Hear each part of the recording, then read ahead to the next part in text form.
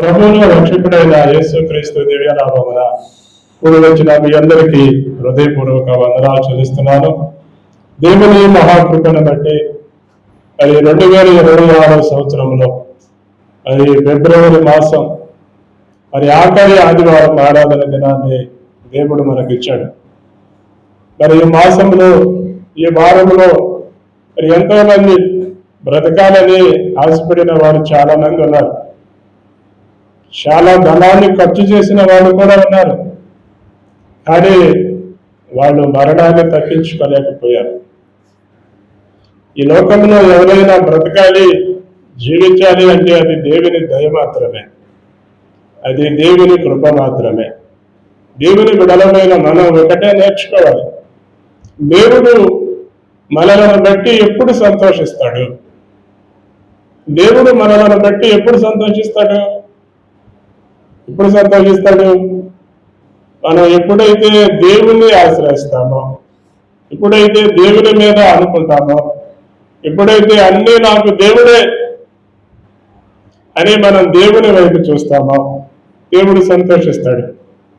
మనం ఎప్పుడైతే మారు మనసు పొందుతామో, పాప క్షమాపణ పొందుతామో, బాప్తిస్మం తీసుకుంటామో అప్పుడు దేవుడు సంతోషించి గొప్ప విందు చేస్తాడండి. గొప్ప విందు. ఒక మనిషి రక్షించబడినప్పుడు పరలోకంలో ఒక గొప్ప విందు దేవుడు చేస్తాడు. భూమి మీద నువ్వు రక్షించబడితే నీవు విందు చేసినా చెయ్యకపోయినా పరలోకంలో దేవుడు విందు చేస్తాడు. అంటే ఒక మనిషి భూమి మీద రక్షించబడితే పరలోకంలో సంతోషం. అంటే నిన్ను బట్టి దేవుడు సంతోషించేవాడై ఉన్నాడు, ఆనందించేవాడై ఉన్నాడు. మనలను బట్టి దేవుడు సంతోషిస్తున్నాడా? మనలను బట్టి దేవుడు ఆనందిస్తున్నాడా? ఇదే మనం వేసుకోవలసిన ప్రశ్న. నన్ను బట్టి దేవుడు ఆనందిస్తున్నాడా, సంతోషిస్తున్నాడా? నేను దేవుణ్ణి సంతోషపరిచేవాడిగా ఉన్నానా, దుఃఖపరిచేవాడిగా ఉన్నానా అని ఎప్పుడైతే మనం ప్రశ్న వేసుకుంటామో ఆ ప్రశ్నకు సమాధానం వస్తుంది. ఇప్పటికైనా గుర్తుపెట్టుకోండి, ప్రశ్న లేనిది సమాధానం రాదు. ప్రశ్న లేకుండా సమాధానం రాస్తారు ఎవరన్నా? రాయలేదు. అలాగే మనం ప్రశ్న వేసుకోవాలి, నేను ఎలా ఉన్నాను, దేవుని దృష్టిలో నేను ఎలా ఉన్నాను, అని బట్టి ఆయన సంతోషిస్తున్నాడా, దుఃఖపడుతున్నాడా? నేనేం చేస్తే దేవుడు సంతోషపడతాడు, నేనేం చేస్తే దేవుడు ఆనందిస్తాడు అన్న ప్రశ్న మనం వేసుకుంటే దానికి సమాధానం దేవుడు ఇస్తాడు. కనుక మనం చదువుదాం మన పరిశుద్ధ గ్రంథంలో నుండి లూకాసు వార్త 10వ అధ్యాయం. లూకాసు వార్త 10వ అధ్యాయము 21 నుంచి 24 వచనం వరకు చదువుదాం. ఆ గడియలోనే యేసు పరిశుద్ధాత్మయందు బహుగా ఆనందించి, తండ్రి, ఆకాశమునకును భూమికిని ప్రభువా, నీవు జ్ఞానులకును వివేకులకును ఈ సంగతులను మరుగు చేసి పసిబాలులకు బయలుపరిచినారని నిన్ను స్తుతించుచున్నాను. అవును తండ్రి, అలాగూ నీ దృష్టికి అనుకూలమాయను సమస్తమును నా తండ్రి చేత నాకు అప్పగింపబడి ఉన్నది. కుమారుడెవడో తండ్రి తప్ప మరెవడనో ఎరుగడు, తండ్రి ఎవడో కుమారుడును, కుమారుడు ఎవరికి ఆయన బయలుపరచునో వాడు తప్ప మరి ఎవడు ఎరగడని చెప్పాను. అప్పుడు ఆయన తన శిష్యుల వైపు తిరిగి, మీరు చూచుచున్న వాటిని చూచు కన్నులు ధన్యములైనవి. అనేక మంది ప్రవక్తలను, రాజులను మీరు చూచుచున్నవి చూడబోరి వినకయు ఉండినని మీతో చెప్పుచున్నానని ఏకాంతమందు వారితో అనెను. మనం చదువుతున్న ఈ వాక్య భాగంలో యేసయ్య తన శిష్యులతో చెబుతున్నాడు ఈ మాట. శిష్యులతో ఏమని చెబుతున్నాడు? ఆ గడియలోనే యేసు పరిశుద్ధాత్మయందు బహుగా ఆనందించి, ఆనందంతో చెబుతున్నాడు. ఆనందం బహుగా అన్నాడు. ఆనందం వేరు ఏమండి, అత్యానందం వేరు ఏమండి. ఇక్కడ యేసయ్య ఇక్కడే ఈ అంశం మీదే ఇంకా ఎక్కడ ఎంతగా ఆనందించినట్లు కనపడదు బైబిల్ ఏమండి. ఇక్కడ ఒక్కచాటే ఆయన ఆనందం వ్యక్తపరిచాడు, బహుగా. అది కూడా ఎందుకు ఆయన అంత ఆనందిస్తున్నాడు, ఎందుకు ఆయన అంత సంతోషిస్తున్నాడు అని అంటే, దేవుడు సువార్త పరిచర్య చేసేటప్పుడు తాను 70 మంది శిష్యులను ఏర్పాటు చేసుకున్నాడు. 70 మంది. యేసయ్యకు 12 మంది శిష్యులు కాదు, 70 మంది. 70 మంది శిష్యులను ఏర్పాటు చేసుకుని వాళ్ళని ఇద్దరిద్దరిని జత చేశాడు.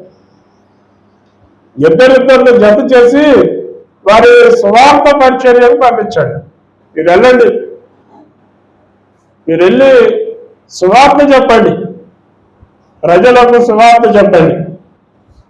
సువార్త చెప్పినప్పుడు అనేకమైన అద్భుతాలు మీ ద్వారా నేను జరిగిస్తా అని ఆ 70 మంది శిష్యులకు ఏమండి దేవుడే తన శక్తినిచ్చి పంపించాడు. ఈ 70 మంది శిష్యులు ఏమండి యూదయ, సమరయ, గలిలయ ప్రాంతాల్లో సువార్తను ప్రకటిస్తున్నారు. సువార్తను ప్రకటిస్తూ అందరూ సాయంత్రానికి యేసయ్య దగ్గరకు వచ్చారు. యేసయ్య దగ్గరకు వచ్చి యేసయ్య దగ్గర ఆనందిస్తున్నారు, యేసయ్య దగ్గరకు వచ్చి సంతోషపడుతున్నారు. వాళ్ళ ఆనందానికి, వాళ్ళ సంతోషానికి అవధులు లేవు. వాళ్ళు ఎందుకు ఆనందిస్తున్నారు అని అంటే, వాళ్ళు ఏ ఇంట్లోకి వెళ్తే ఆ ఇంట్లో దెయ్యాలు వదులుతున్నాయి ఏమండి. ఏ ప్రాంతానికి వెళ్తే ఆ ప్రాంతంలో కుష్ఠరోగులకు స్వస్థతనిస్తున్నారు, కుంటోళ్ళకి స్వస్థతనిస్తున్నారు ఏమంటే. అద్భుతాల మీద అద్భుతాలు చేస్తున్నారు. దేవుడా, ఒకప్పుడు మేము పనికిరాని వాళ్ళమే, ఒకప్పుడు మేము ఎన్నిక లేని వాళ్ళమే, ఈరోజు ఏంటి మా చేతుల్లో ఇన్ని అద్భుతాలు జరుగుతున్నాయి, ఇన్ని మహత్కార్యాలు జరుగుతున్నాయి. ఆశ్చర్యపోతున్నారు. 70 మంది ఆశ్చర్యపోయి యేసయ్య దగ్గరకు వచ్చి యేసయ్యతో చెబుతున్నారు. ఇప్పుడు అదే మనం చదువుతాం 17వ వచనంలో ఏమండి. ఈ 10వ అధ్యాయము 17వ వచనంలో ఆ 70 మంది శిష్యులు సంతోషంతో తిరిగి వచ్చి, ప్రభువా, దెయ్యములు కూడా నీ నామము వలన మాకు లోబడుచున్నామని చెప్పగా, ఏమండి, అయ్యా నీ నామము పేరిట మేము అద్భుతాలు చేస్తున్నాం, మహత్కార్యాలు చేస్తున్నాం అని వాళ్ళు సంతోషంతో వచ్చి చెబుతున్నారు. ఏమండి, వీళ్ళు ఎప్పుడైనా చేశారా? చేయలేదా? ఇదేందండి, వీళ్ళు శిష్యులు కాదా దేవుడికి? మేము శిష్యులు కాదండి, మేము విశ్వాసులు అంటారా? ఏమండి, ఈ రోజుల్లో చాలా మంది విశ్వాసులు ఎంతకాలం ఉంటారు? ఏమండి, నువ్వు విశ్వాసిగా ఎంతకాలం ఉంటావు? బాలుడుగా ఎంతకాలం ఉంటాడు? ఇక కొడుకు పుట్టాడు అనుకోండి, వాడికి ఎంతకాలం పాలిస్తావు? ఇప్పుడైతే 6 నెలలే ఎత్తున్నారు తెలుసా? గ్లామర్ దెబ్బతింటుందంట. 6 నెలలు ఇస్తున్నారు కీటులా. కొంతమంది అయితే 5 సంవత్సరాలు కూడా ఇస్తున్నారు. అంటే మహా ఇస్తే 5 సంవత్సరాలు. ఒక పిల్లోడు పుడితే వాడికి పాలు 5 సంవత్సరాలు ఇస్తారు. 10వ సంవత్సరం వచ్చినా కూడా ఇస్తావా? ఏమంటారు చెప్పండి, నిజంగా చెప్పండి, ఏమంటారు? ఎరా ఇంత ఎదిగా ఇంకా పాలేందిరా నీకు, అన్నం తినాలిరా నువ్వు అని ఏదో పదం వాడతాం కదా. ఏమండి, అంటే వాడికి పాలు ఇవ్వాలంటే 5 సంవత్సరాలే. ఇక వాడు 5 సంవత్సరాల నుంచి ఏమండి ఇంకా ఏదో గేదె పాలు ఇస్తాడేమో 10 సంవత్సరాల దాకా, లేకపోతే మంచి మంచి ఆహార పదార్థాలు పెడతామేమో. ఏమండి, వాడికి అక్కడి నుంచి 10 సంవత్సరాల దాకా ఇంకో ఆహారం పెడతాం, 10 సంవత్సరాల నుంచి ఇంకో ఆహారం పెడతాం. అలాగూ వాడికి 2-3 దశలుగా నువ్వు ఆహారాన్ని పెడతావు. అంటే వాడి వయసును బట్టి, వాడి ఎదుగుదలను బట్టి ఏమండి తల్లిదండ్రులు పిల్లలకు ఆహారం పెడతారు. మరి నువ్వు రక్షించబడింది మొదలుకొని ఎన్ని సంవత్సరాలు విశ్వాసపడ్డావు? ఎన్ని సంవత్సరాలు పాలు తాగుతావు? మీరు అన్నది తినరా? మేము అన్నది తినమండి, పాలే తాగుతాం. ఏమండి మీరు అదే ఆలోచించాలి. ఈ రోజుల్లో మనం అన్నం తింటల్లా విశ్వాసంతో ఉంటున్నాము, కానీ దేవునిలో ఎదుగుతున్నాము, కానీ పిల్లలుగానే ఉంటున్నాం. పిల్లల మనస్తత్వంగానే ఉంటున్నాం. ఎదిగే కొద్దీ ఆహారం తినాలి. నువ్వు విశ్వాసంలో ఎదిగే కొద్దీ నీ ప్రార్థన కూడా ఎదగాలి, నీ ఆత్మీయ స్థితి కూడా ఎదగాలి. ఏమండి వీళ్ళు ఫస్ట్ విశ్వాసులు అయినప్పటికీ ఎదిగే కొద్దీ శిష్యులైపోయారు. శిష్యుడు అవ్వాలి. ఏమండి 10 సంవత్సరాలు వచ్చినా, 20 సంవత్సరాలు వచ్చినా, 50 సంవత్సరాలు వచ్చినా విశ్వాసులే. మీరు ఇంకా శిష్యులు ఎప్పుడు అవుతారు? ఏమంటే ఇక్కడ యేసు ప్రభువు ఆ 70 మంది శిష్యులను పిలిచి అన్నాడు. ఆ 70 మంది శిష్యులను పిలిచినప్పుడు ఆ 70 మంది వచ్చి చెబుతున్నారు, అయ్యా నీ నామము పేరుట మేము ప్రార్థనలు చేస్తే దెయ్యాలు వదిలిపోతున్నాయి అన్నాడు. అనగానే అప్పుడు యేసయ్య అంటున్నాడు, ఇక్కడ ఏమంటున్నాడు? ఆయన సాతాను మెరుపు వలె ఆకాశం నుండి పడుట నేను చూచా.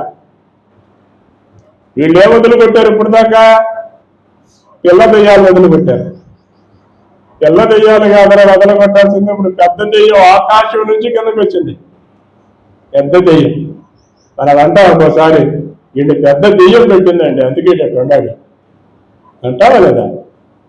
కొంతమంది చిన్న చిన్న దెయ్యాలను వదిలిస్తారు, పెద్ద దెయ్యాలను వదిలేదు అండి.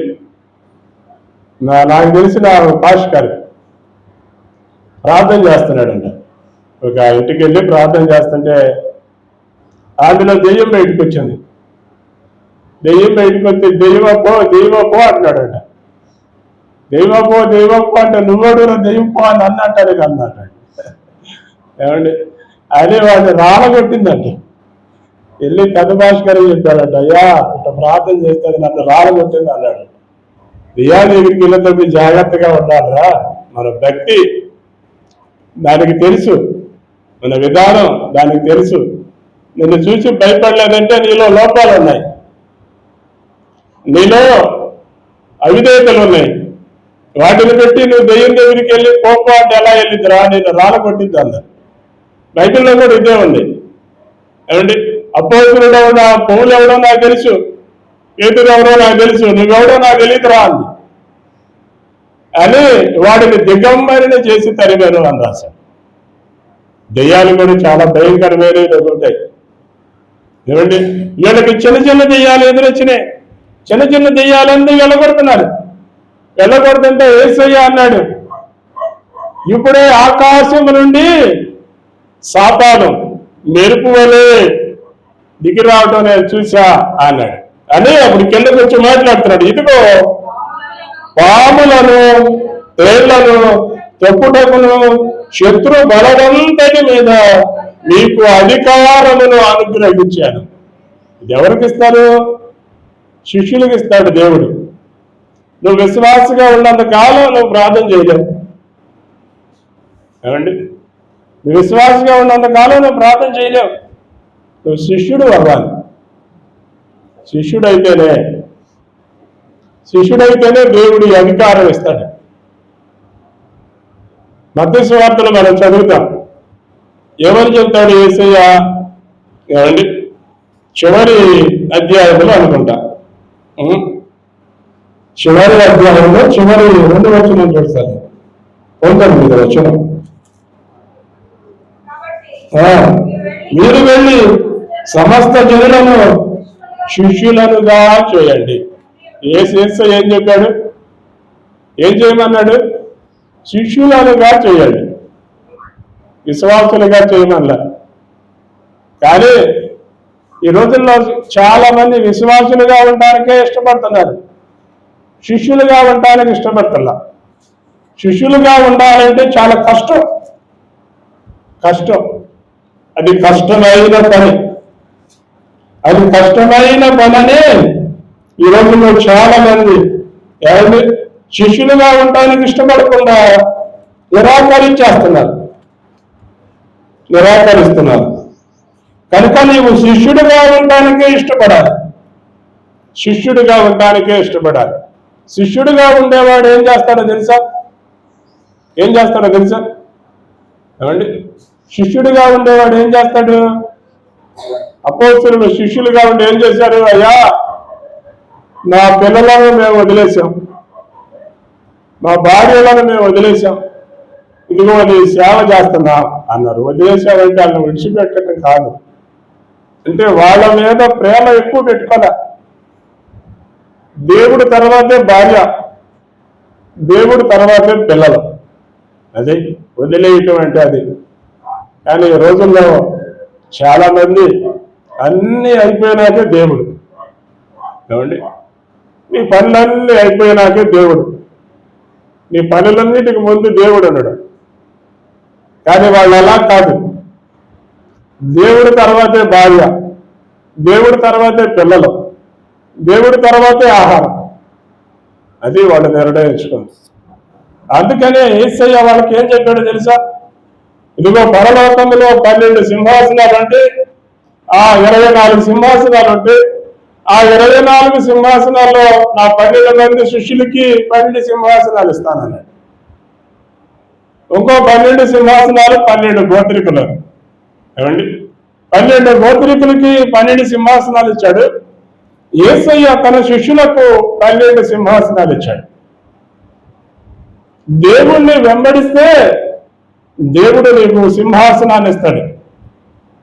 అది ఈ లోకంలో ఇచ్చేది కాదు, శాశ్వతమైనది.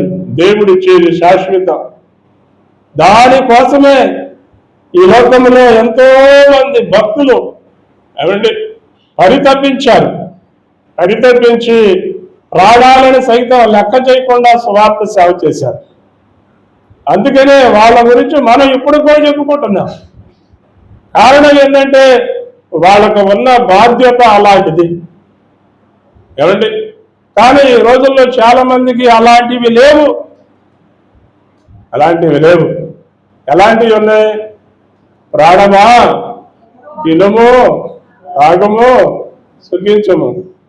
నువ్వు ప్రాణం బాగుంటేనే అమ్మయ్యా దేవుడా నీకు వందనం అంటారు. ఏమండి, ప్రాణం విసుగ్గా ఉంటే, ప్రాణం ఆయాసంతో ఉంటే, ప్రాణం దుఃఖంతో ఉంటే దేవుడు ఉంటాడా? ఉండడు. అన్ని బాగుంటే దేవుడు, అన్ని బాగపోతే దేవుడు లేడు, గీవుడు లేడు. ఏమండి, దెయ్యం లేదు, గీయం లేదు. ఈ మాటలో మాట్లాడతారు. ఈ రోజుల్లో చాలా మంది ఇలాంటి ఆలోచనలతోనే బ్రతుకుతున్నారు. కానీ నీవు శిష్యుడిగా ఎప్పుడైతే మారుతావో అప్పుడు దేవుని కార్యాలు నీ చేతుల్లో జరగటం చూస్తావు. శిష్యుడిగా మారనంత కాలం నీ చేతుల్లో కార్యాలు జరగవు. దేవుడు తన శిష్యులకే ఇస్తాడు, శిష్యులకే. అందుకనే యేసయ్య మీరు వెళ్ళి సమస్త జనులను చదువన్నారు అక్కడ, సమస్త జనులను శిష్యులుగా చేయండి. మత్తయి సువార్త చివరి తండ్రి యొక్కయు కుమారుని యొక్కయు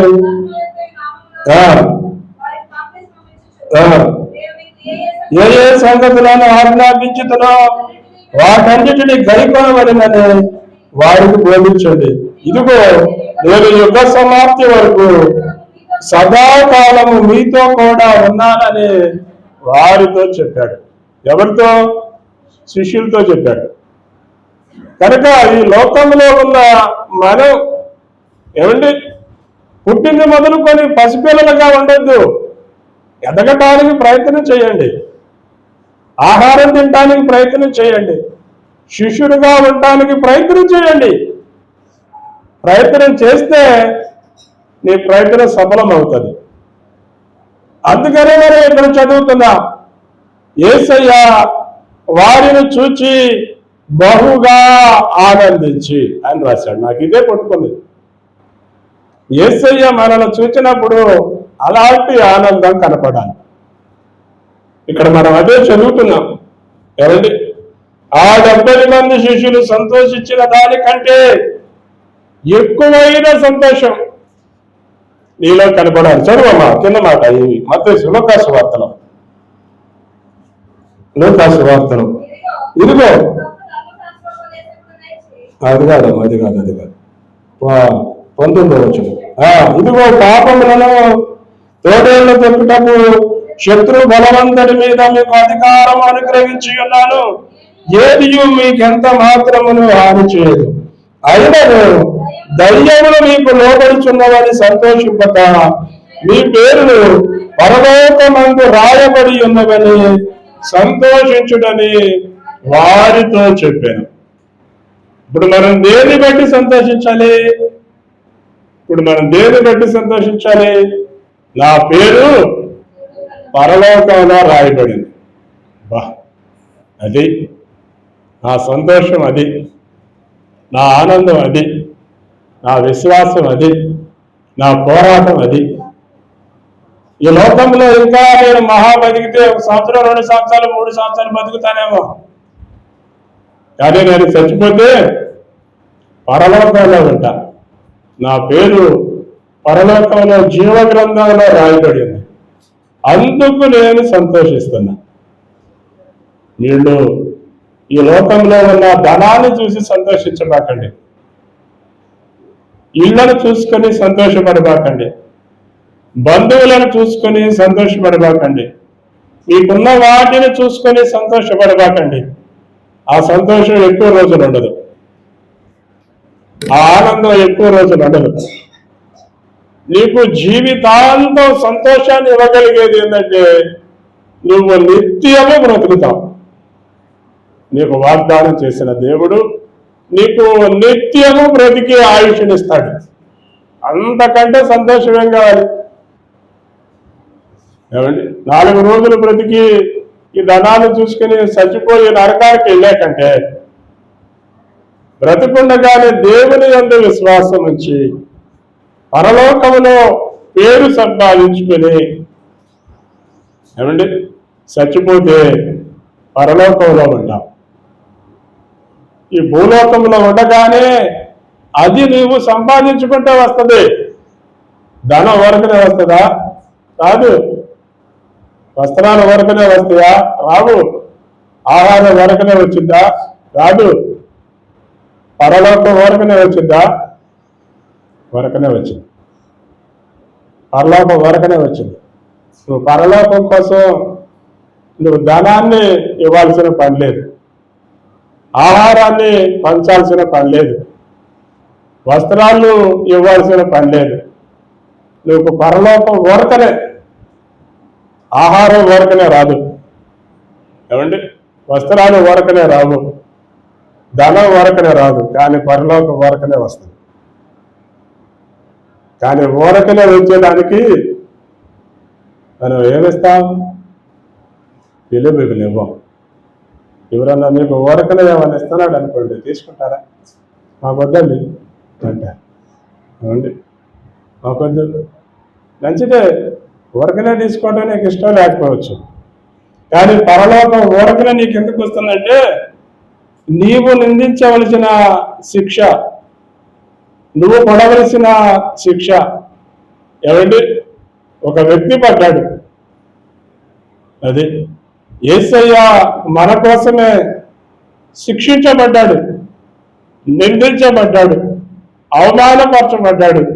తన విలువైన రక్తాన్ని నీ కొరకే కార్చాడు. యేసయ్య ఏం చెప్పాడో తెలుసా?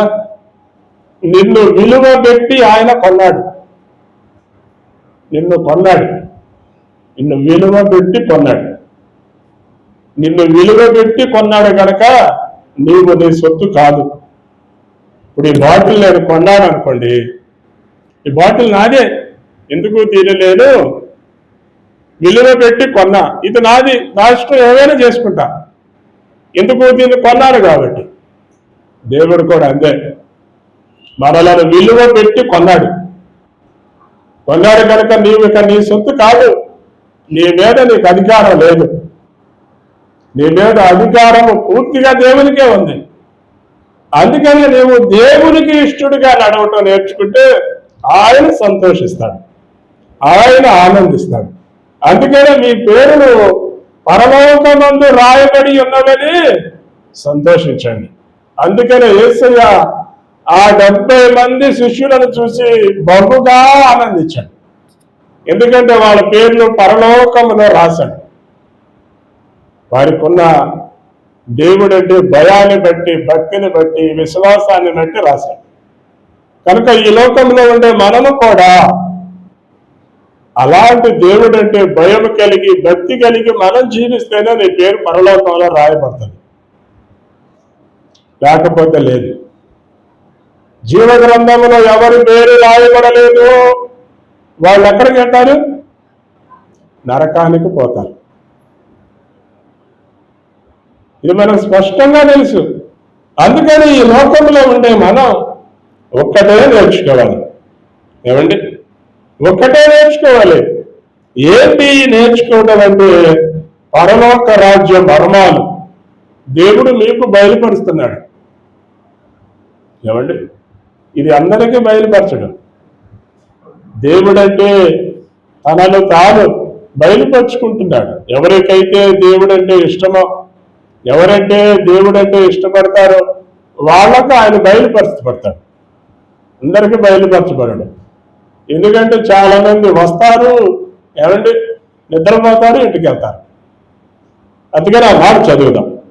ఇదే మత్తయి సువార్త 13వ అధ్యాయం 10వ వచనం నుంచి చదువుదాం. మత్తయి సువార్త. తరువాత శిష్యులు వచ్చి ఉపమాన రీతిగా ఎందుకు వారితో మాట్లాడుతున్నామని ఆయన అడుగగా ఆయన వారితో ఇట్లనెను, పరలోక రాజ్య మర్మములు ఎరుగుట నీకు అనుగ్రహింపబడి ఉన్నది, కానీ వారికి అనుగ్రహింపబడలేదు. ఎవరైతే స్పష్టంగా రాశాడు. శిష్యులు వచ్చి యేసయ్యని అడుగుతున్నారు, యేసయ్యా నీవెందుకు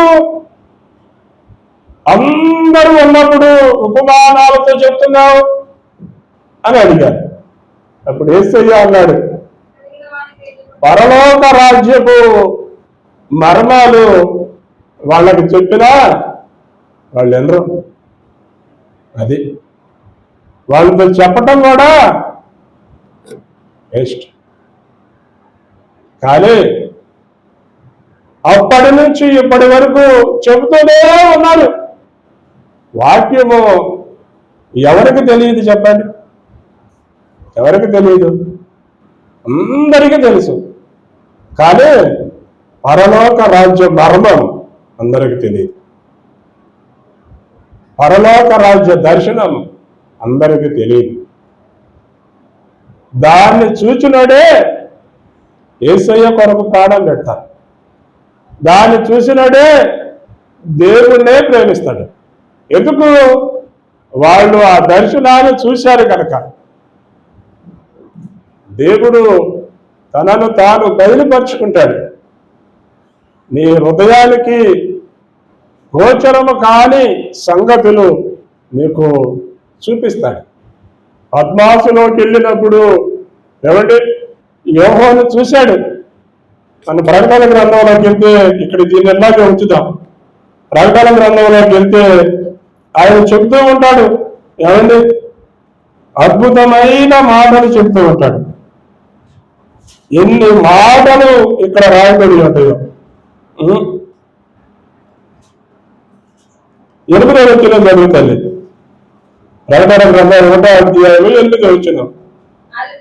అల్ఫాయు ఓమేగాయు నేనే, వర్తమాన భవిష్యత్తు కాలములలో ఉండేవాడని నేనే అని సర్వాధికారియు దేవుడు నాకు ప్రభువు సెలవిచ్చుచున్నాడు. మీ సహోదరుడును యేసును బట్టి కలుగు శ్రమలలో, రాజ్యములోను సహనములోను పాలువాడనైన యోహోనును నేను దేవుని వాక్యము నిమిత్తము, యేసుని గుర్చిన సాక్ష్యము నిమిత్తము పద్మాసు దీపములో పరమాసనైతిని.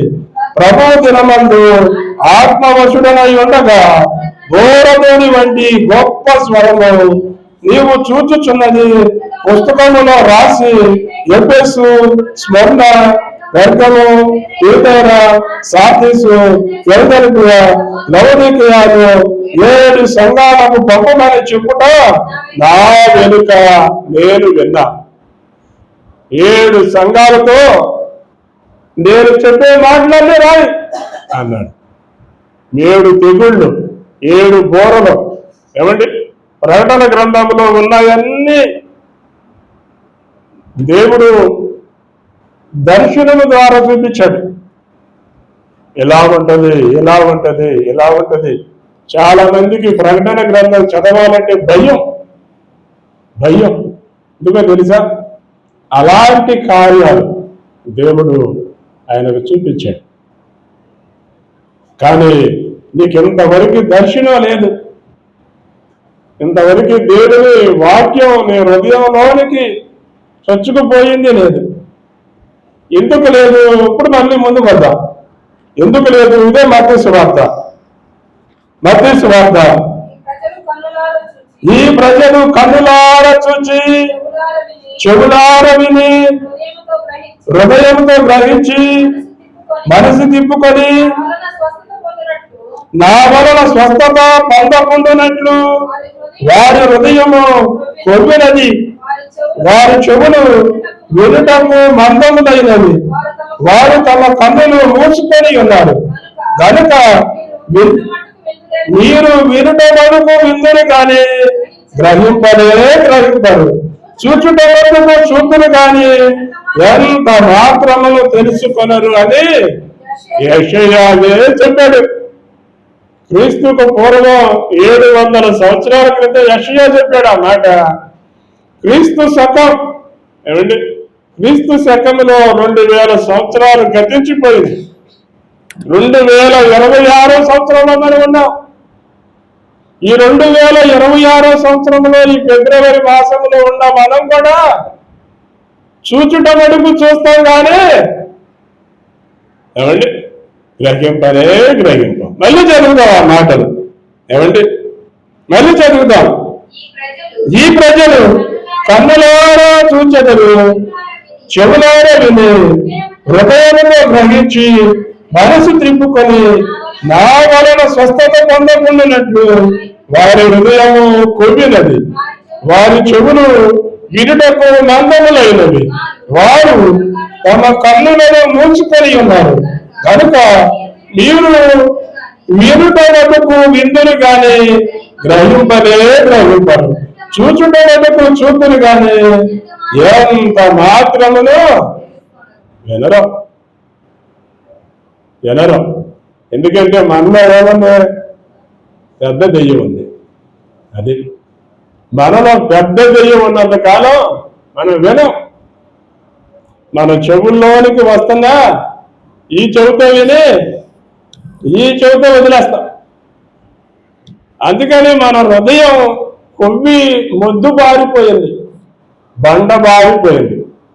అందుకని చూస్తారు, ఎన్ని అద్భుతాలైనా చూస్తారు, ఎన్ని మహత్కార్యాలైనా చూస్తారు. కానీ దేవుడికి మాత్రం హృదయంలో స్థానం ఇవ్వరు. ఇజ్రాయేల్ ప్రజలు ఏమండి, యేసయ్య సముద్రాన్ని 2 పాయలు చేసి ఏమండి పొడి నేల మీద నడిస్తే, వాళ్ళని నడిపిస్తే సముద్రం దాటి అవతలకెళ్ళి సనిగారు, సముద్రం దాటి అవతలకెళ్ళి కొనికారు. చూచారు అద్భుతం. ఏమండి, ఎందుకు సనిగారు, ఎందుకు కొనికారు? మాకు మంచినీళ్ళు అవుతున్నాయి, మాకు మంచినీళ్ళు కావాలని సనిగారండి. ఈ రోజుల్లో చాలా మందికి ఏమండి ఎక్కువ మంది గొనిగేది ఎక్కడే, మంచి మంచి ఆహారాలు పెడితే మాత్రం ఏమండి బ్రహ్మాండం అంటారు. మంచి మంచి ఆహారం పెట్టకపోతే ఏంటంటే వాళ్ళు పెట్టింది అంటే ఉదయం తింటే అది సాయంత్రానికి అరిగిపోయింది. అవునా కదా? మాలాంటి వాళ్ళకైతే 2-3 రోజులు కూడా అరగట్లేదు ఇలాంటి. మీకంటే ఉదయం తింటే సాయంత్రానికి అరిగిపోతుంది. మరి ఉదయం తిని సాయంత్రానికి అరిగిపోయి బయటికి వెళ్ళిపోయే దానికోసం ఎందుకంత ప్రాముఖ్యత? ఏమండి? అవసరం లేదు. కొన్ని చోట్లకి వెళ్ళినప్పుడు ఏం పెట్టరు, వెళ్ళి ఏమండి వాళ్ళని పలకరించి వచ్చేయండి, తప్పే ఉంది. దాన్ని వెళ్ళి ఆ దగ్గరికి వెళ్ళారు, ఏదో పచ్చడే పెట్టాడు, తినండి, తిని వచ్చేయండి, వాడికి ఉన్న సామర్థ్యం అదే అనుకోండి. చూడటానికి డబ్బులు ఉండొచ్చు ఏమండి, కానీ పెడతానికి మనసు ఉండాలిగా. వాడి మనసు ఇది, ఈసారి వెళ్ళినప్పుడు వాడికి మంచి మనసు అయ్యా అనుకుని వస్తే నీకు దేవుని సన్నిధిలో ఆశీర్వాదం ఉంటుంది. కానీ నువ్వు గొరుక్కుని సనుక్కుని వస్తే దేవుడు నిన్ను చూసి బాధపడతాడు. ఈ రోజుల్లో చాలా మందికి ఇలాంటి ఆలోచనలు లేవు. తిండి కోసం ఏమండి, తిండి కోసం పవిత్రమైన మన హృదయానికి మచ్చ తెచ్చుకుంటాం. కనుక అలాంటి విషయాల్లో మనం ఎంత తక్కువగా ఉంటే అంత మంచిది. కానీ ఈ రోజుల్లో చాలా మంది ఎలాంటి విషయాల్లోనే బయటపడతారు, ఇలాంటి విషయాల్లో బయటపడిపోతారు, ఎవరికైనా బయటపడిపోతారు. కారణం ఏంటంటే ఇదే, మనకి దాని మీద ఉన్న ఆశ అలాంటిది. అందుకని ఇలాంటి వాటిని మనం ఎప్పుడైతే పక్కకి నెట్టేస్తామో మనం ధన్యులు అవుతాం. నేను ఎప్పుడు చెప్తూ ఉంటాను, సెయింట్ ఫ్రాన్సిస్ అనే ఇతడు ఏమంటే బట్టల వ్యాపారస్తుడు కొడుకు, ప్రపంచ ధనవంతుల్లో మంచి ధనవంతుడు కుటుంబంలో జన్మించాడు. అతడు కొత్తగా ఏ డ్రెస్ వస్తుందో అది ముందు అతడు తొడిగినాకే తర్వాత మనం తొడిగేది. అలాగ తన వస్త్రాలను ప్రేమించాడు. వస్త్రాలను ప్రేమించిన అతనికి ఒక జబ్బు వచ్చింది. జబ్బు వచ్చి కొన్ని నెలలు మంచాన పడిపోయి కొంచెం ఆరోగ్యవంతుడు అయినాక ఆ నాన్న అతనికి మంచి షూట్ కొనుక్కొచ్చాడంట.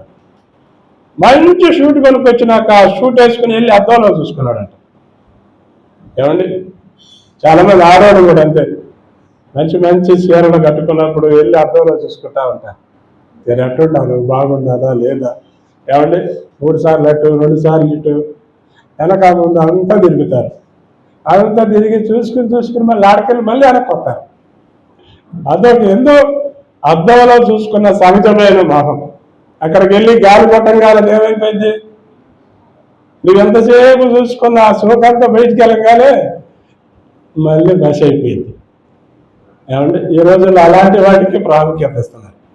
అట్లాగే ఇతను కూడా ఆ షూట్ వేసుకుని అద్దంలోకి వెళ్ళి ఇటు చూసుకుని అటు చూసుకున్నాక అతను మనసు కనిపించింది, ఇంతకాలం నేను వస్త్రాలను ప్రేమించాను, ఈ షూట్ వేసుకుంటే అస్థి పంజరానికి షూట్ వేస్తే ఎలా ఉంటుందో అలా అనిపించిందంట అతనికి. ఎందుకు, అతని మొహమంతా వికారమైపోయింది, మొహంలో కళ లేదు, మొహంలో సంతోషం లేదు, సన్నబడిపోయి నల్లగా వీక్ అయిపోయి. ఏమండి, ఆ షూట్ వేసుకుంటే ఆ షూట్లో వీడు కనపడతలా.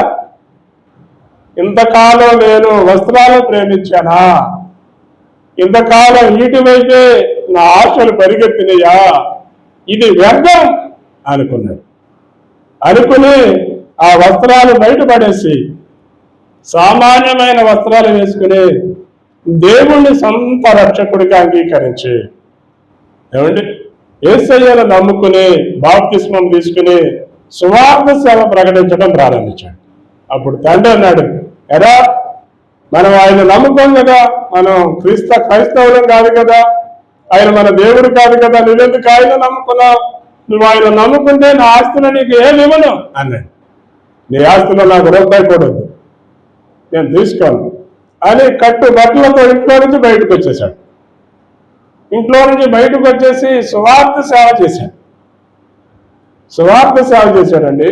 అడవిలోకి వెళ్ళి పక్షులకు వాక్యం చెప్పాడు, నదుల దగ్గరికి వెళ్ళి చేపలకు వాక్యం చెప్పాడు, జంతువుల దగ్గరికి వెళ్ళి జంతువులకు వాక్యం చెప్పాడు. వాక్యం చెబుతుంటే ఆయన ముందుకు వచ్చి కూర్చొని వింటున్నాయి అని రాశారు. అతడికి ఏదైనా మంచి ప్రోగ్రామ్స్ జరిగినప్పుడు ఆడికి వెళ్ళినప్పుడు బిర్యానీ తినాలనే ఆశ వచ్చేదంట. బిర్యానీ తినాలనే ఆశ వచ్చినప్పుడు ఆయన అనుకునేవాడంట, నీకు బిర్యానీ కావాలా గాడిదా అనుకునేవాడంట. బిర్యానీ కావాలా గాడిదా, బిర్యానీ వద్దు, వాళ్ళు ఏది పెడితే అది తిను అనేకునేవాడు. ఎవరి సువార్త సేవకి వెళ్ళినప్పుడు పెద్ద పెద్ద పాస్టర్లకు పరుపులు వేస్తారు, మంచి మంచి మంచాలు ఇస్తారు, మంచి మంచి ఏసీలు ఇస్తారు.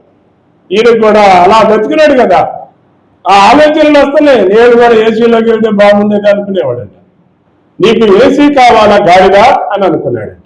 అంటే తనను తాను గాడిదగా పోల్చుకున్నాడు. గాడిద ఏడుంటది? ఏడుంటుందండి? అడవిలో ఉంటుంది. ఏమండి? పొలాల్లో ఉంటుంది. ఏడ పెడితే ఆడ పడుకుంటుంది. ఏది పెడితే అంటారు. గాడిదతో తనను తాను పోల్చుకుని పరిశుద్ధుడిగా ఎదిగాడు. దేవుని మహిమను చూచాడు. దేవుని మహిమ ఆయన మీద ప్రకాశించటం ఆయన దగ్గరున్న వాళ్ళు చూశారు. అలాంటి గొప్ప సేవ చేసి ఈ లోకంలో కన్ను మూసి పరదేశంలోకి వెళ్ళాడు. అలాంటిది సువార్త అంటే. కానీ ఈ రోజుల్లో మనం అలాంటి విశ్వాసంలో మనం బ్రతకలేకపోతున్నాం. అలాంటి జీవితం మనం జీవించలేకపోతున్నాం. అందుకనే మనం ఇక్కడ ఆ మాటలు చదువుతున్నాం. కనులారా చూస్తాం కానీ దానిని మన మనసుకు తీసుకోలేకపోతున్నాం. చూస్తున్నావు, నీ చేతుల్లో ఎన్ని అద్భుతాలు దేవుడు చేస్తున్నాడో నువ్వు చూస్తున్నావు, అయినా నీ మనసు ఎందుకు కరగటం లేదు? నీ చెవులు ఎన్నో వాక్యాలు వింటున్నాయి. ఆ విన్న వాక్యం నీ లోనికి తీసుకెళ్తున్నా ఎందుకు నీ హృదయం మొద్దుబారిపోతుంది? ఇంకా ఏమి ఆశలు ఉన్నాయి నీలో, ఏమి కోరికలు ఉన్నాయి నీలో? ఏమండి, ఇంకా ఈ రోజుల్లో చాలా మంది ఏదో ఆశలు కోరికలు మనసుల్లో పెట్టుకుని దేవుని వాక్యాన్ని చంపుకొని బతుకుతున్నారు. అందుకనే దేవుడు వాళ్ళతో అన్నాడు, మీరు వాత వేయబడిన మనస్సాక్షి గలవారు. మీ మనస్సాక్షిని చంపుకొని ఈ లోకము కొరకు లోకాశల కొరకు బ్రతుకుతున్నారు. ఈ లోకము కొరకు లోకాశల కొరకు బతికేవాడు ఎవడు ఏమి సంపాదించుకొని తీసుకెళ్ళాలి? ఎవడా మనకు తెలుసు కదా, అలెగ్జాండర్ ది గ్రేట్ ఏమండి ప్రపంచాన్ని జయించాడు. రవి అస్తమించని సామ్రాజ్యం అతను. అంటే సూర్యుడు అస్తమించడు. అంత సామ్రాజ్యాన్ని అతడు యుద్ధాలు చేసి రక్తము ఒలిచి మనుషుల్ని చంపి జయించాడు. అతని పెద్ద వయసేం కాదండి, మళ్ళీ 30, 35, 40 లేకపోతే 50 సంవత్సరాల లోపే యవ్వన వయసు. కుర్ర వయసులోనే సంపాదించాడు కానీ అనుభవించే ప్రాప్తి లేదు. ఈ రోజుల్లో చాలా మంది సంపాదిస్తున్నారు. సంపాదించి ఆఖరికి కేకరకాయలు, దోసకాయలు లేదు తింటున్నారు, మొలకెత్తనాలు ఇదేంటున్నారు. సంపాదించడానికేమో ఎంత సంపాదించారు, తినటానికేమో ఏం తింటున్నారు? కూరలు తింటున్నారు. ఎందుకు? అవి తింటే సత్తావరా అంటున్నాడు డాక్టర్. కానీ సంపాదించడానికి ఆశ కలిగి అంత సంపాదించినా నువ్వు తినే ప్రాప్తం లేదు. కానీ నిన్ను చూసి దేవుడు సంతోషపడాలంటే నీవు నాటిన మొక్క ఆ ఫలం నువ్వు తినాలి. అది ఆశీర్వాదం అంటే. నువ్వు నాటితే ఇంకోడ తింటాం కాదు, నువ్వు పునాదేస్తే దానిలో ఇంకోడొచ్చి ఉంటాం కాదు. నువ్వు పునాదేస్తే ఆ ఇల్లు అయిపోయి ఆ ఇంట్లో నువ్వు సంతోషంగా ఉండాలి. అది నిజమైన ఆశీర్వాదం.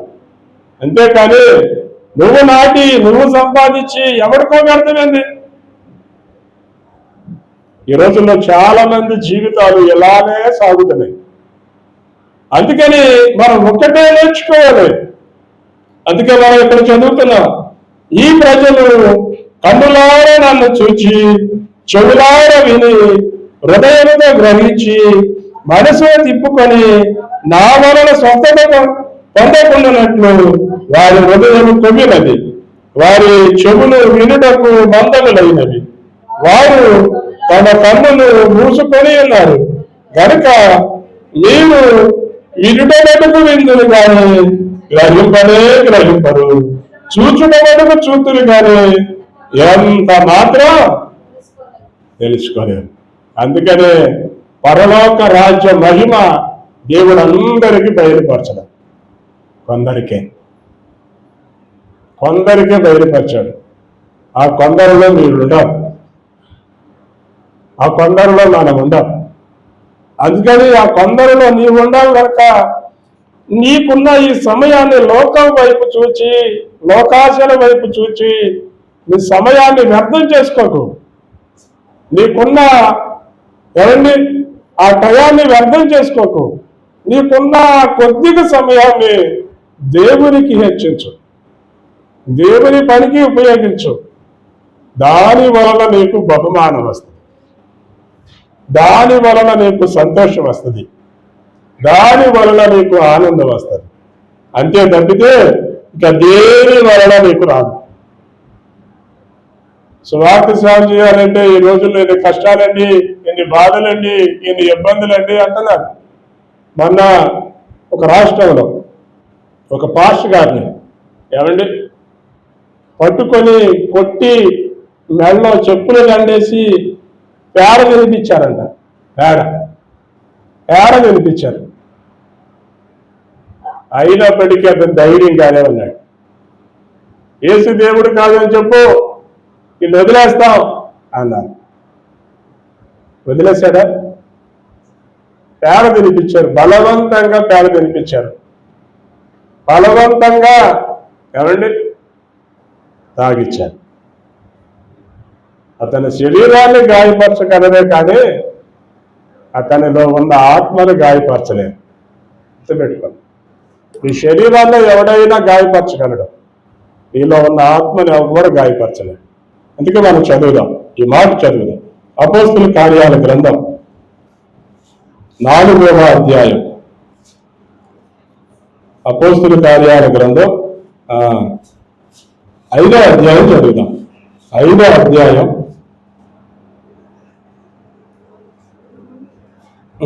48వ వచనం చదవండి. అపోస్తుల కార్యాల గ్రంథం 5వ అధ్యాయము 41వ వచనం. ఆ నామము కొరకు అవమానము పొందుటకు పాత్రులని ఎంచబడినందున వారు సంతోషించుచు మహాసభ ఎదుట నుండి వెళ్ళిపోయింది. ప్రతి దినము దేవాలయములోను ఇంటింటను మానక బోధించుచు యేసే క్రీస్తుని ప్రకటించుచుండేది. ఇక్కడ మనం చదువుతున్నాం, ఎవరు చదువుతున్నాం? ఆ నామము కొరకు అవమానము పొందుటకు పాత్రులని ఎంచబడినందున వారు సంతోషంతో వెళ్ళారు. ఈ 5వ అధ్యాయం మొత్తం చదివాను. ఈ 5వ అధ్యాయంలో మొట్టమొదటిగా 2 వ్యక్తులు చూపించాడు. మొట్టమొదటిగా ఎవరు ఆ 2 వ్యక్తులు అంటే అననీయ సప్పీరా. అననీయ సప్పీరాలతో మొదలుపెట్టాడు ఈ అధ్యాయం. ఈ అననీయ సప్పీరాలు ఒక పొలం అమ్ముకున్నారు. పొలం అమ్ముకోకముందు వాళ్ళిద్దరూ ఏక మనసుతో మనం పొలం అమ్మేసి దేవునికి ఇద్దాం అనుకున్నారు. పొలం అమ్మేసి దేవునికి ఇవ్వాలి అనుకున్నారు. అనుకున్నాక వీళ్ళు పొలం అమ్మేశారు. పొలం అమ్మేసి దేవునికి ఇద్దాం అనుకునే సమయానికి వాళ్ళ మనసు పక్కకు వచ్చేసింది. ఫస్ట్ ఏమో ఇవ్వాలి అనుకున్నారు, అనుకుని మనసు పక్కకు వచ్చింది. పక్కకు వచ్చేసి ఇంత ఈటు అవసరమా అనుకున్నారు. బైబిల్లో ఉన్నది, ఇంత ఈటు అవసరమా? ఎందుకు అవసరం లేండి, సగం మనం దాచిపెట్టుకుందాం అన్న భార్య, దాన్ని సగం మనం దాచిపెట్టుకుందాం అన్నాడు భర్త. ఇద్దరు ఏకీభవించి సగం దాచిపెట్టుకున్నారు, సగం తీసుకొచ్చారు. తీసుకొచ్చి అపోస్తలుడైన పౌలు దగ్గర పెట్టారు. అపోస్తలుడైన పౌలు అడిగాడు, అయ్యా మీ పొలం ఎంతకే అమ్మారా అని అడిగాడు. ఎంతకే అమ్మారా అన్నప్పుడు నువ్వేం చెప్పాలి? ఇంత కాదండి, ఎక్కువకే అమ్మాం, కాకపోతే మాకు ఎందుకో సగం తీసుకోవాలని ఆశ కలిగింది, తీసుకున్నాం, ఇది ఇవ్వాలని అనుకున్నాం అని అంటే పోయింది. అంతే కదా, అబద్ధమే ఉంటుంది దానిలో. నువ్వు అనుకున్నావు ఇవ్వాలని అనుకున్నావు, ఇచ్చే మనసు రాలా. ఇచ్చే మనసు రాబోయేసరికి సగం దాచిపెట్టుకుని సగం తెచ్చొచ్చావు. అవునయ్యా నేను ఎంతకే అమ్మా అన్నాడు. అంతే. నువ్వు పొలాన్ని ఎంతకే అమ్మేవా అని అడగంగానే ఎంతకే అమ్మా అన్నాడు. ఎంతకే అమ్మే అనంగానే ఆలయపడి చచ్చిపోయాడు. మీరెందుకు పరిశుద్ధాత్మను మీరెందుకు పరిశుద్ధాత్మను దూషిస్తున్నారు అని అన్నాడు. ఏమంటే అక్కడ ఉంటుంది, మీరు చదవాల్సిన పనిలే ఇంటికెళ్ళా చదవండి. తర్వాత అక్కడున్న యవనస్తులు ఈయన తీసుకెళ్లి సమాధి చేశారు. మన సమాధి చేయాలంటే ఏమంటే మనకు అట్టా ఉండదు, అవునా కదా? మనకు అందరు రావాలి, 1 రోజు 2 రోజులు 3 రోజులు కూడా పెట్టుకుంటాం. కానీ ఆమెకి ఆయన బంధువులు లేరు, స్నేహితులు లేరు, ఎవరు లేరు. ఆయన అడబడి చచ్చిపోయాడు. ఆ చర్చిలో ఉన్న 4 తీసుకెళ్లి పూజ చేసి వచ్చారు. పాస్టర్ కూడా ఆడే ఉన్నాడు. ఏమంటే పాస్టర్ కూడా ఆడే కూర్చున్నాడు. ఈయన తీసుకెళ్లి పూజ చేసి వచ్చి వాళ్ళు వచ్చున్నారు. వాళ్ళు వచ్చేసరికి అమ్మగారు లోపలికి వచ్చింది. అమ్మగారు లోపలికి వచ్చి అయ్యా వందనాలు అంది. వందనాలమ్మా అన్నాడు. మీరు పొలం అమ్మారంట కదా? అవునయ్యా. ఎంతకే అమ్మారా అని అడిగాడు. ఆవిడ కూడా ఇద్దరు ఒకటే అనుకుంటారుగా. ఏమండి వీళ్ళు చాలా మంచోళ్ళు, వీళ్ళిద్దరు ఒకే మాట అనుకున్నారు. కానీ ఈ రోజుల్లో చాలా మంది భార్య దాచిపెడితే భర్తకు తెలియదు, భర్త దాచిపెడితే భార్యకి తెలియదు. ఏమండి వీళ్ళన్నా నయ్యం, ఇద్దరు ఒకసారి కూర్చొని మనం ఎంతకే అనుకుని ముందుకు వచ్చారు. కానీ చాలా మందికి ఇది లేదు. చచ్చేటప్పుడన్నా ఇద్దరు కలిసి చచ్చారు. ఏమండి వచ్చి అడిగితే ఎంతగా అన్నారా అంటే ఎంతగా అన్నారు. అంది అనుకోండి. అనంగా వాళ్ళ కడబడి చనిపోయి వాళ్ళు కాళ్ళు కడుక్కుని లోపలికి వచ్చారు. వాళ్ళ కాళ్ళు తడి కూడా ఆగలా. మళ్ళీ వెంటనే ఈవును మోసుకుపోయారు. అక్కడ రాస్తారు, ఎందుకు మీరు పరిశుద్ధాత్మను దుఃఖపరుచుతున్నారు? ఎందుకు? అబద్ధం ఎందుకు చెప్పాలి? నిజమే చెప్పండి. నీకు ప్రేరేపించబడినప్పుడు, ఇచ్చే మనసు రాలేనప్పుడు ఏమండి దీన్ని ఎంతగానో అనుకోబాకండి. దానివల్ల చాలా సమస్యలు వస్తాయి, చాలా ఇబ్బందులు వస్తాయి, చాలా ఆటంకాలు వస్తాయి. కనుక మనం ఏదైతే నిర్ణయించుకున్నామో అది ఇచ్చే మనసు దేవుడిస్తాడు. అది మనకు ఉండాలి. ఆ దానిని బట్టి దేవుడు సంతోషిస్తాడు. నీకు ఇచ్చే దానిని బట్టే వస్తుంది ఏదైనా. అబ్రహాము తన ఒక్కగానొక్క కుమారుని ఇవ్వడానికి వెనుదీయలేదు అని రాశాడు. వెనుదీయలేదు, ఇచ్చేశాడు. ఇచ్చేస్తే ఇస్కరియోతలంత విస్తారమైన ఏమండి గర్భఫలాన్ని దేవుడు అతనికి ఇచ్చాడు. నువ్వు ఇచ్చేదానిలో ఉంటుంది ఆశీర్వాదం. మనలో చనుక్కుంటూ గొనుక్కుంటూ ఇస్తే కొన్ని అక్కడే ఆగిపోతూ ఉంటాయి. అలాగ వెళ్తున్న సమయంలో వీళ్ళు అది అయిపోయి కిందకు వచ్చేసరికి ఈ అపోస్తులుడైన పేతురు ఏమంటే ఆ ప్రాంతంలో అద్భుతాలు చేస్తున్నాడు, మహత్కార్యాలు చేస్తున్నాడు, చచ్చిపోయిన వాళ్ళని బతికిస్తున్నాడు, కుష్ఠరోగులు స్వస్థపరుస్తున్నాడు. ఆయన దగ్గరికి జనాలు ఎక్కువైపోతున్నారు. ఇక ఆయన అందరి మీద చేతుల నుంచి ప్రార్థన చేయలేకపోతున్నాడు. ప్రార్థన చేయలేకపోతుంటే ఇక అక్కడ ఉన్న ప్రజలందరికీ ఎలాంటి విశ్వాసం వచ్చిందంటే ఆయన నీడ మన మీద పెడితే చాలు, ఆయన ఆ నీడ మన మీద పెడితే మనకు స్వస్థతలు వస్తాయి అని ఆయన వెళ్ళే రోడ్డు మీద ఏమండి అందరూ రోగులందరూ రోడ్ల మీద మంచాలేసి పడుకున్నారు.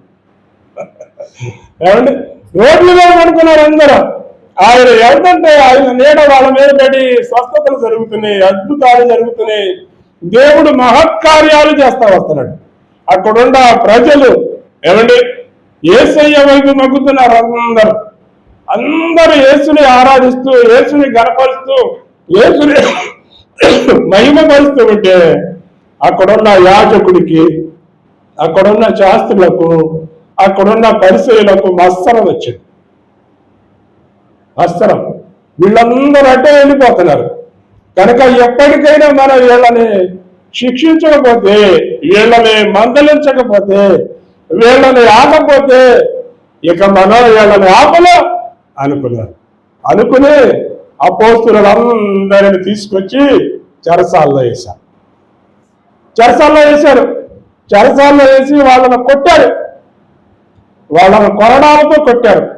వీళ్ళు ఈ నామము పేరట ప్రార్థనలు చేయొద్దు, స్వస్థతలు చేయొద్దు, మీరేం చేయొద్దు, యేసు దేవుడు కాదని చెప్పి వెళ్ళిపోండి అన్నారు.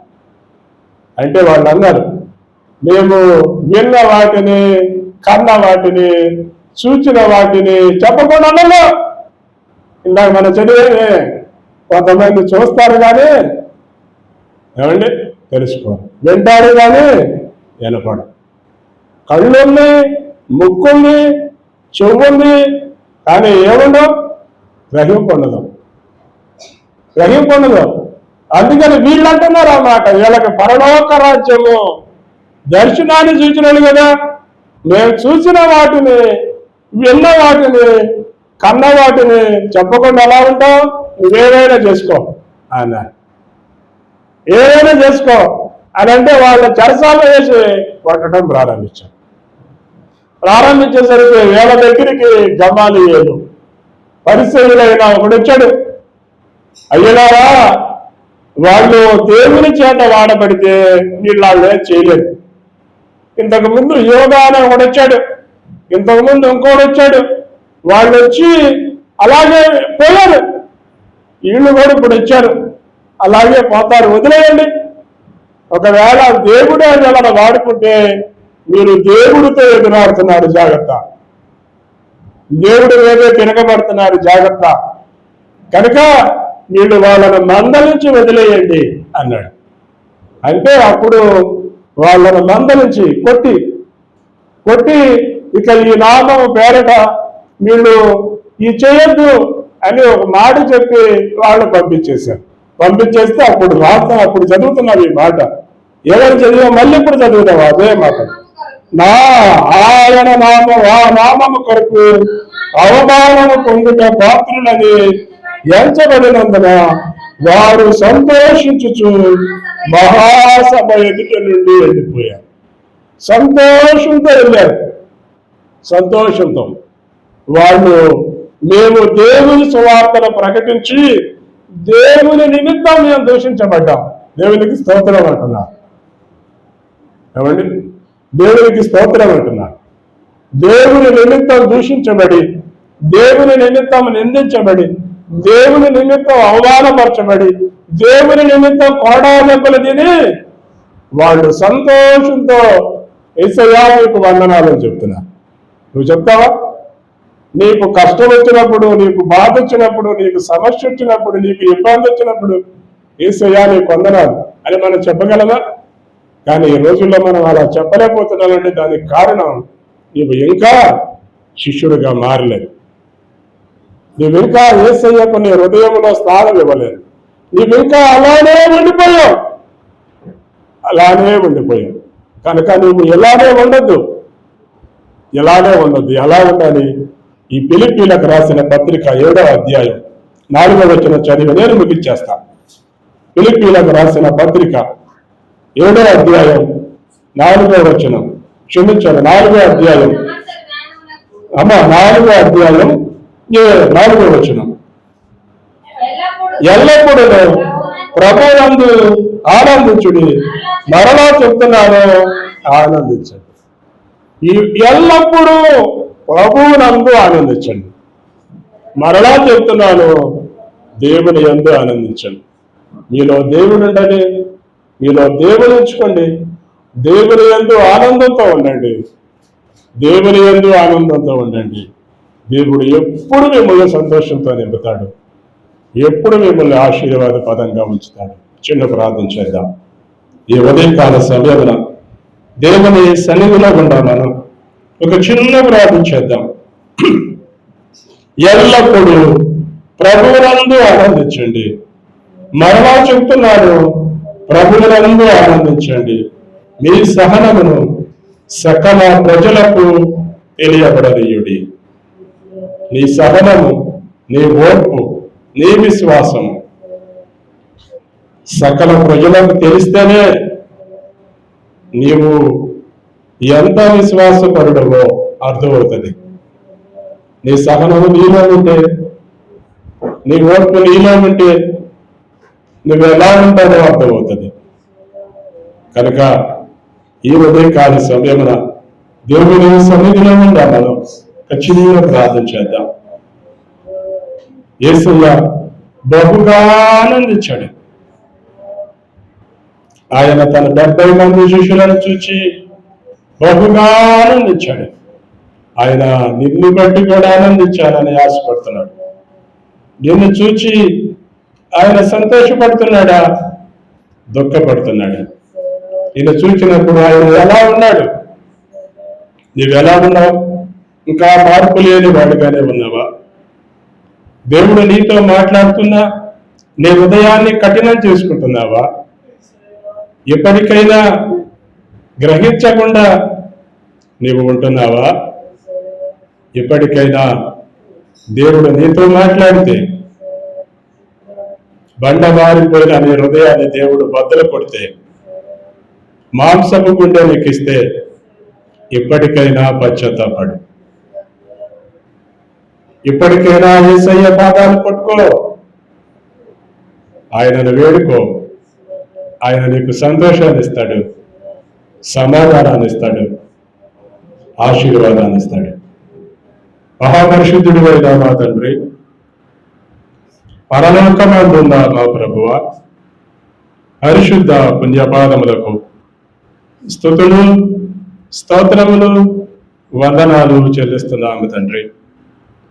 మా తండ్రి, సర్వశక్తిమంతుడా, సర్వోన్నతుడా, గొప్ప దేవుడా, మా రక్షకుడా, యేసయ్య స్తోత్రాలు వందనాలు చెల్లిస్తున్నాము నాయన.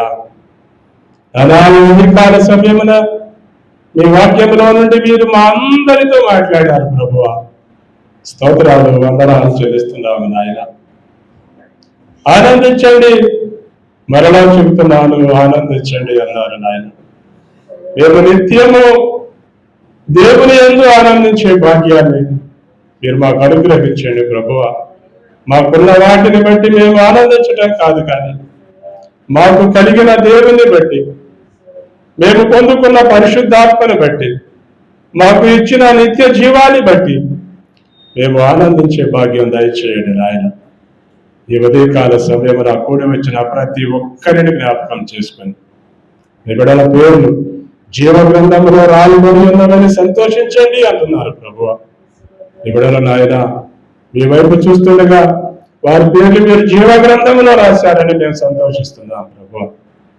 ఈ లోకం వైపు చూడక, లోకాశల వైపు చూడక నాయన, ఈ లోకంలో బ్రతికినంత కాలము క్రీస్తుని మోసుకుని వెళ్ళేవారిగా, ఆయన వాక్యాన్ని ప్రకటించేవారిగా, ఆయన మీకు శిష్యులుగా అనేకమైన వారికి మేము సాక్షులుగా బ్రతికినట్లు మీ కృపను మాకందరికి అనుగ్రహించే దేవుంచే సహాయం చేయగా, సర్వశక్తివంతుడు, సర్వోన్నతుడు, గొప్ప దేవుడు, మా రక్షకుడు యేసు క్రీస్తు నామమున అడుగుతున్నాము తండ్రి.